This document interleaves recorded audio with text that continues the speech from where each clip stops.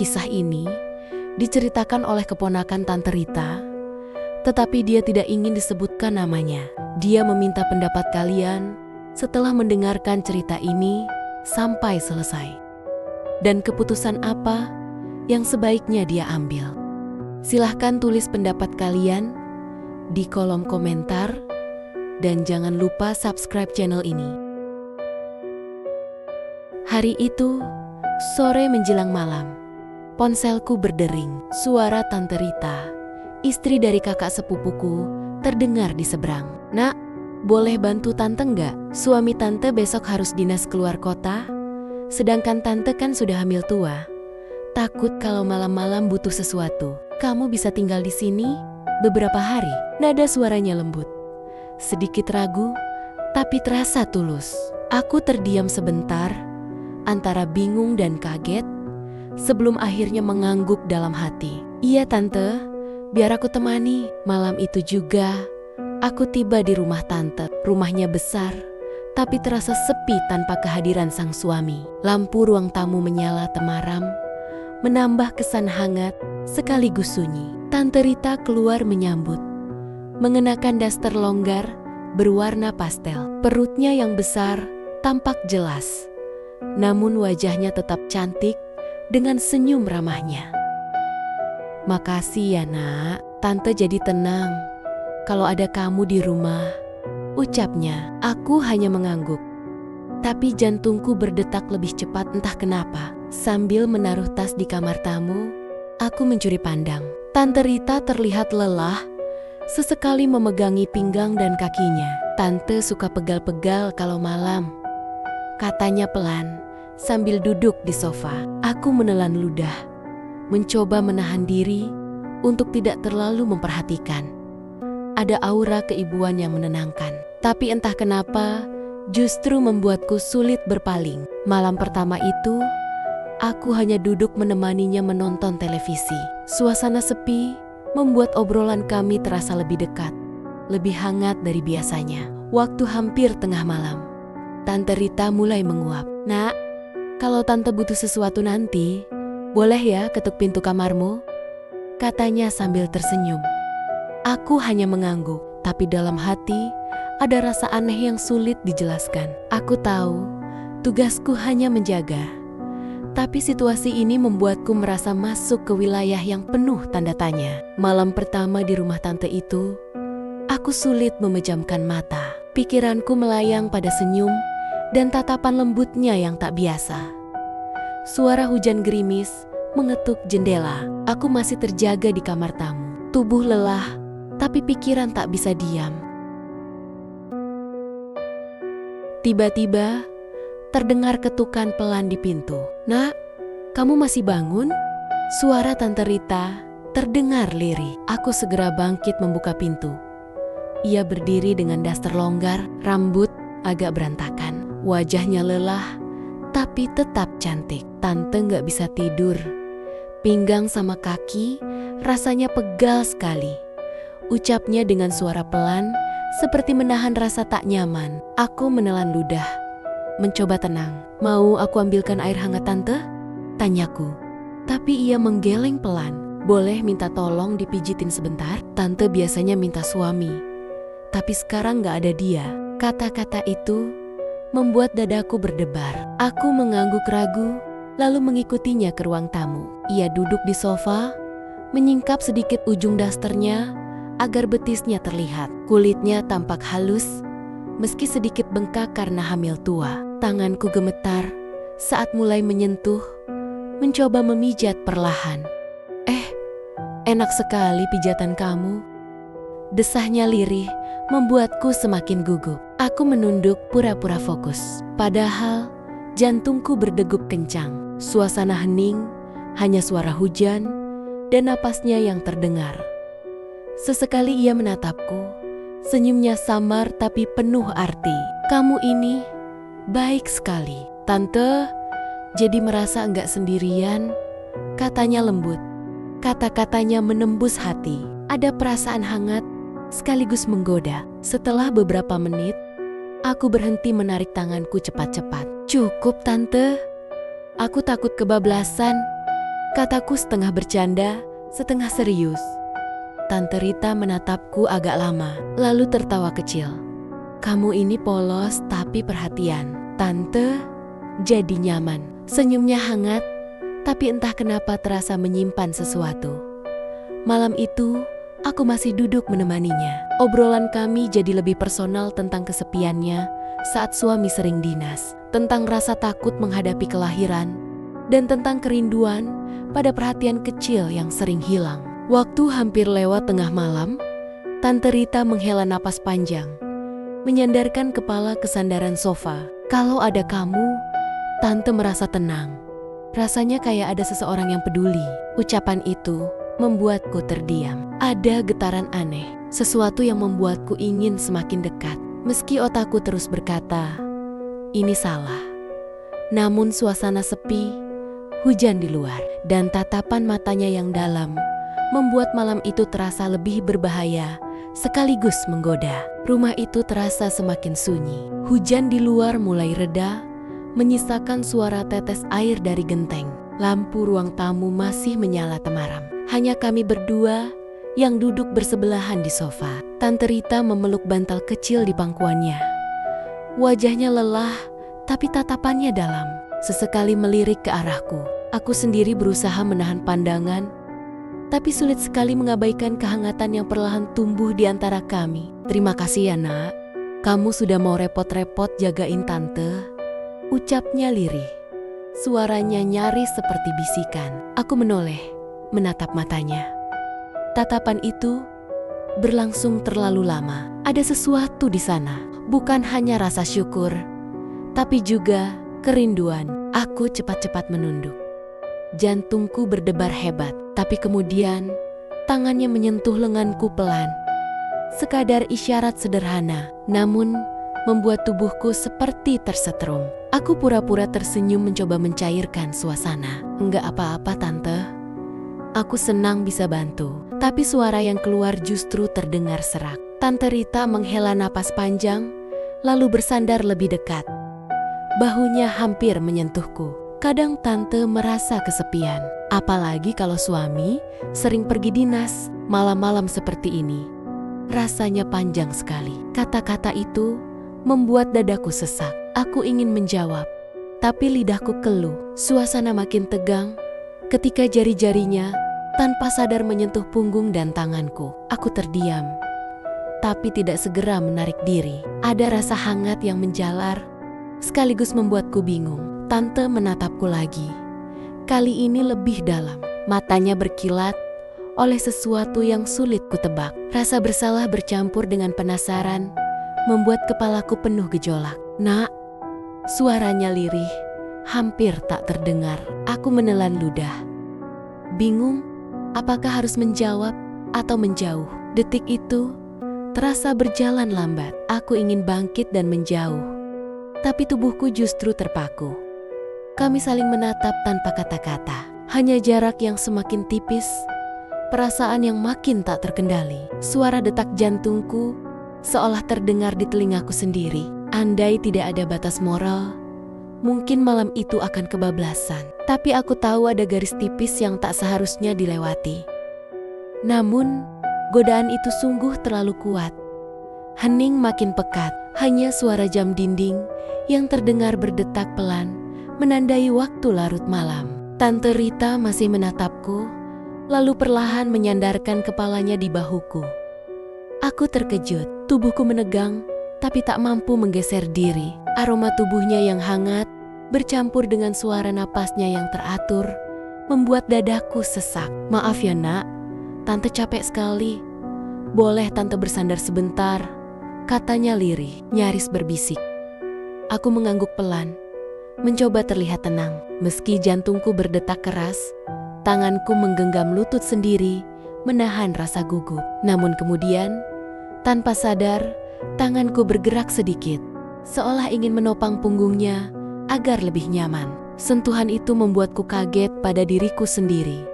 Tapi tante hanya menghela napas lega.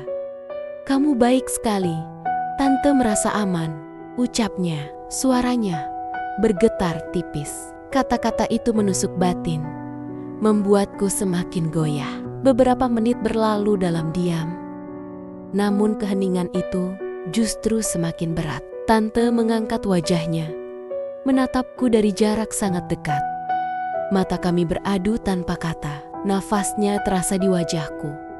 Begitu hangat dan nyata. Kamu mirip sekali sama ayahmu. Perhatian, sabar, bisiknya dengan suara bergetar. Aku hampir kehilangan kendali. Jarak itu terlalu singkat, terlalu rapuh. Hanya sedikit gerakan, dan semuanya bisa berubah. Tangannya tiba-tiba meraih jemariku, menggenggam erat. Jangan jauhi tante. Malam ini rasanya berat sekali, ucapnya. Aku terpaku, lalu membalas genggamannya tanpa sadar. Perasaan bersalah, penasaran, dan rindu akan kehangatan bercampur menjadi satu. Seolah ada magnet yang menarik kami semakin dekat. Nafas kami semakin cepat. Tubuhku serasa terbakar oleh godaan yang semakin nyata. Detik itu, aku tak tahu lagi mana yang benar, mana yang salah. Dunia seakan berhenti, hanya menyisakan kami berdua dalam ruang hampa. Bibir kami hampir bersentuhan sebelum akhirnya tante memalingkan wajah menutup mata sejenak. Astagfirullah, bisiknya, lirih, melepaskan genggaman perlahan. Aku terdiam. Keringat dingin mengalir. Malam itu benar-benar membuatku sadar. Batas antara menjaga dan tergoda sudah hampir pudar. Aku tahu, ini baru permulaan. Pagi menjelang. Namun, suasana rumah masih terasa sunyi. Aku terbangun dengan kepala berat, mengingat kembali malam sebelumnya. Hampir saja aku dan Tante Rita melewati batas. Sesuatu yang bahkan tak pernah kubayangkan. Sebelumnya, aku bangkit dari tempat tidur, membuka pintu kamar pelan. Dari dapur, terdengar suara piring beradu. Tante Rita sedang menyiapkan sarapan. Ia tersenyum tipis saat melihatku, seolah tak ada yang terjadi. Tapi matanya menyimpan rahasia yang hanya kami berdua tahu. "Tidurmu nyenyak, nak?" tanyanya ringan. Seolah ingin menutupi kegugupan. Aku hanya mengangguk, menahan diri untuk tidak menyinggung apapun tentang malam itu. Tapi jantungku berdebar cepat setiap kali matanya bertemu dengan mataku. Kami duduk sarapan bersama, hanya berdua di meja panjang itu. Suara sendok dan garpu terdengar nyaring di antara keheningan. Aku merasakan sesuatu yang tak terucapkan. Sebuah ikatan yang lahir diam-diam, tapi berbahaya. Usai sarapan, Tante mengajakku duduk di teras. Udara masih segar. Sisa hujan malam tadi membuat halaman berbau tanah basah. Tante Rita menatap jauh ke depan, lalu berbisik, "Nak, apa yang terjadi semalam? Kita jangan sampai kebablasan." Suaranya lirih, tapi jelas menggigil. Aku menunduk, merasa bersalah. Namun, bagian lain dari diriku justru ingin mengatakan bahwa aku tak menyesal. "Aku tahu, Tante, tapi entah kenapa aku juga gak bisa berhenti mikirin itu." Jawabku lirih. Ia menoleh cepat, menatapku dengan mata berkilat. Ada air yang nyaris jatuh dari matanya. Entah itu air mata atau sekadar sisa kantuk. "Kamu jangan bikin Tante makin lemah. Tante ini sebentar lagi jadi ibu, harusnya fokus." Aku hanya terdiam, lalu menghela napas panjang. Aku spontan menyentuh tangannya, mencoba menenangkan. Sentuhan itu sederhana, tapi justru mengulang kembali rasa hangat semalam. Tangannya tidak menolak, malah menggenggam balik erat. Kami terdiam lama, hanya suara burung pagi yang terdengar. Lalu ia mendekat sedikit, berbisik di telingaku, "Apapun yang terjadi semalam, itu rahasia kita berdua. Jangan sampai ada orang lain tahu." Suara itu membuat bulu kuduku meremang. Aku mengangguk meski dalam hati sadar. Semakin lama aku di sini, semakin sulit untuk menahan diri. Rahasia ini akan terus tumbuh, seperti bara kecil yang siap menyala kapan saja. Malam itu, rumah terasa begitu hening. Hanya detak jam dinding dan suara napas keduanya yang terdengar jelas. Tante duduk bersandar di sofa, Tangannya sibuk mengelus perut besarnya. Wajahnya sayu, tapi indah diterangi lampu remang ruang tamu. Aku duduk tak jauh darinya, menatap dalam diam, merasakan ada sesuatu yang tak lagi bisa ditutupi. Tatapan kami bertemu lama penuh arti, seolah ada percakapan yang berlangsung tanpa suara. Tante tidak menunduk. Ia membiarkan matanya bicara. Matanya yang basah, namun berani. Matanya yang mengirimkan pesan yang membuat jantungku berpacu lebih cepat dari biasanya. Aku mendekat, perlahan tanpa kata. Aku duduk di sampingnya. Tanganku refleks menyentuh jemarinya yang dingin. Tante tidak menepis. Ia hanya menarik napas panjang, seolah sudah pasrah pada apapun yang akan terjadi.